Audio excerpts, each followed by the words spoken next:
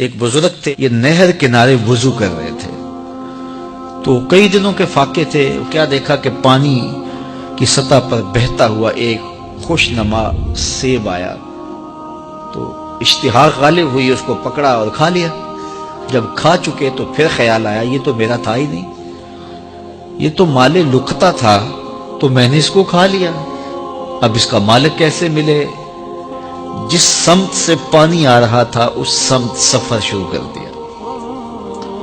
کئی دنوں کی مسافت کے بعد دیکھا کہ ایک باغ ہے جس کی شاخیں اس پانی کی طرف لٹک رہی ہیں، سمجھ گئے کہ یہیں سے گرا ہوگا اور میں نے کھا لیا۔ خیر باغ میں پہنچے، مالک سے ملے، کہا کہ یوں میں نے ایک سیب کھا لیا ہے اور میرا غالب گمان یہ ہے کہ اس باغ کا وہ سیب تھا، تو میں معافی مانگنے آیا ہوں، یا پھر بتائیں کہ اس کا ہرجانہ کیا ہوگا۔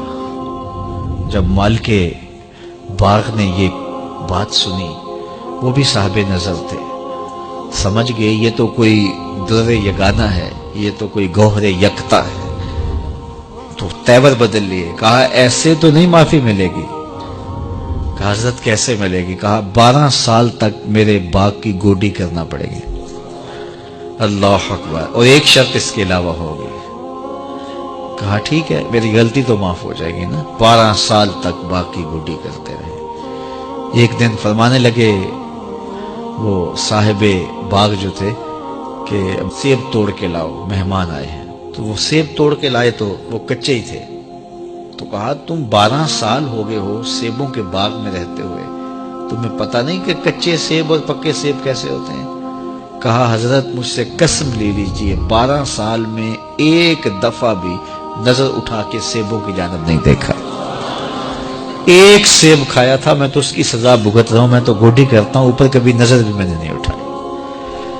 سینے سے لگا لیا، کہا ایک شرط تمہاری پوری ہو گئی، اب دوسری شرط ہے کہ میری ایک بیٹی ہے جو آنکھوں سے نابینا ہے، کانوں سے بہری ہے، بول سکتی نہیں، اور وہ اپاہج بھی ہے، چل بھی نہیں سکتی، اس سے تمہارا نکاح کرنا چاہوں، اگر تمہیں قبول ہے تو معافی ہو جائے گی۔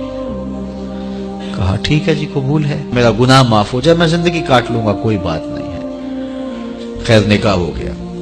کہا کہ یہ کمرہ ہے، یہاں آپ کی زوجہ آپ کی منتظر ہے۔ جب وہاں گئے تو ایک خوبرو دوشیزہ منتظر تھی، تو فوراً پلٹے کہ میں غلطی سے کسی اور کمرے میں آ گیا ہوں۔ پلٹتے ہوئے دروازے کی چوگاٹ سے سر پھٹ گیا، خون بہنے لگا۔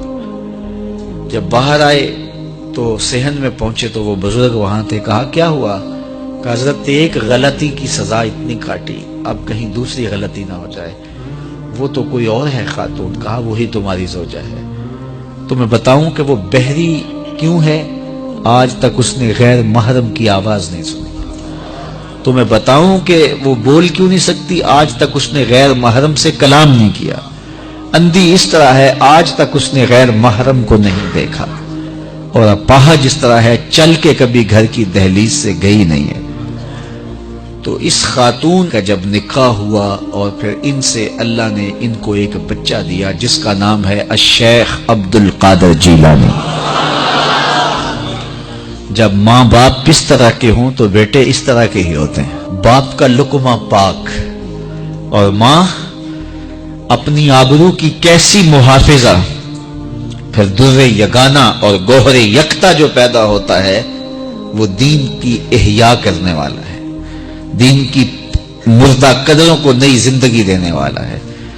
حضرت ملا علی قاری لکھتے ہیں کہ حضور غوث اعظم جب مجلس واعظ کرنے بیٹھتے تو 70 ہزار کا اجتماع آپ کے مجمع میں ہوتا، اور عمومی طور پہ اللہ کی رحمتوں کے حوالے سے بات کرتے، اور جس دن آپ اللہ کے قہر، غضب اور جلال کی بات کرتے کئی جنازے اٹھتے۔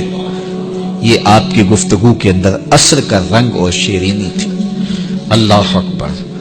تو باپ دیکھیے کہ رزق کے معاملے میں کتنا محتاط ہے، اور ماں دیکھیے اپنی عصمت کی کتنی حفاظت کرنے والی ہے۔ مائیں بچوں کی تربیت کرتی ہیں، ماؤں کے ذریعے سے پاکیزہ صرف بچے جنم لیتے ہیں، تو لہٰذا ماؤں کو اچھی تربیت کا حامل ہونا چاہیے تاکہ وہ آگے اچھی تربیت خود کر سکے۔